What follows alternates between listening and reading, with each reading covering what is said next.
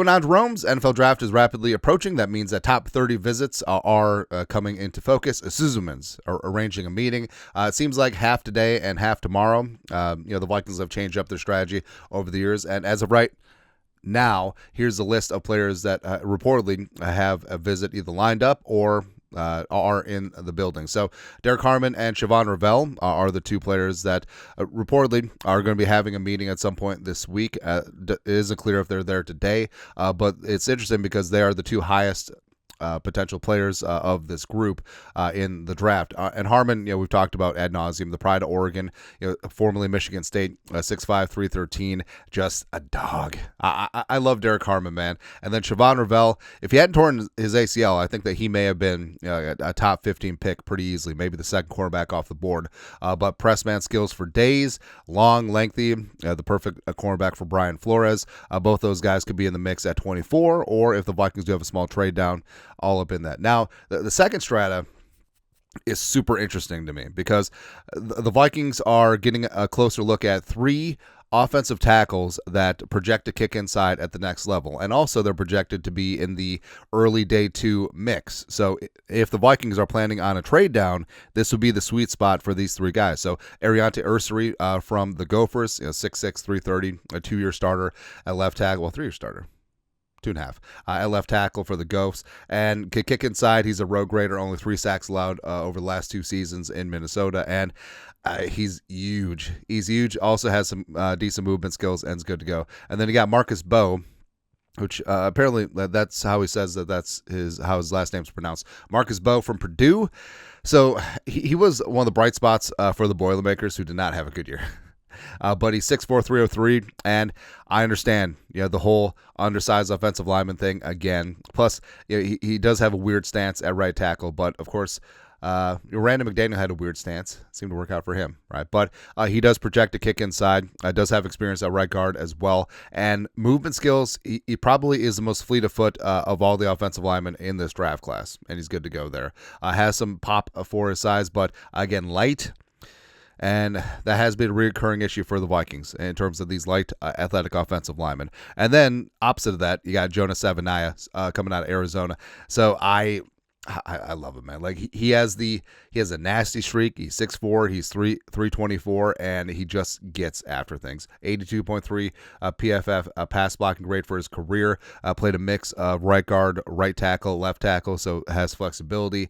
4'9", 440, built like a guard, and also does project a kick inside. And also, like we said, like a Wayne Hunter type nasty streak, which I kind of like. And then you have a run of projected mid-round picks. Warren Brinson, the defense tackle out of Georgia, 6'5", 315, a single gap and go type guy, great first step. Ja'Cory Krosky Merritt, so he's super interesting. The pride of New Mexico lit things up for the Lobos, the Aggies, one of the two. No, New Mexico State is the Aggies. No, how many schools are Aggies? I understand agriculture was a big thing, but 5'10", 206, 1,190 yards, 17 touchdowns, 6.3 yards per carry for New Mexico back in the day. And he's a downhill runner, 4'4", 540, 41.5-inch vert. Things didn't work out in Arizona because of eligibility and stuff, but he's super souped up. And in a very good running back class, I still think that he can make a name for himself. And even though the Vikings, they got Aaron Jones on a 2-year deal, they traded for Jordan Mason, I still think the Vikings could potentially go running back at a certain point. So they're doing a little bit of diligence there. Jacob Bear, center from Arkansas State, 6'2", 306. I was at the Senior Bowl, a good run-blocking center. Could be a late day 3 type guy. Brashard Smith is super interesting. So Miami, SMU, running back, wide receiver, basically offensive gadget, plus return man as well. I think that he could be a really fun offensive weapon for the Vikings. Nazir Stackhouse, you got Brinson's teammate. So Stackhouse is, first off, great name. and an even better name for a run-stopping defensive tackle, which is what Stackhouse is. He's a two-down guy, 6'4", 327. Could be in that run-stopping nose tackle mix. Ben Urasek, the pride of Stanford / Georgia, 6'4", 245.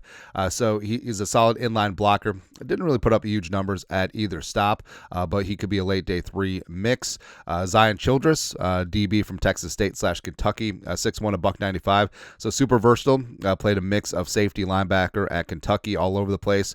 He could be a late day 3 selection as well. Then a couple guys who maybe late day 3, maybe undrafted type guys, and you see the scatter shot.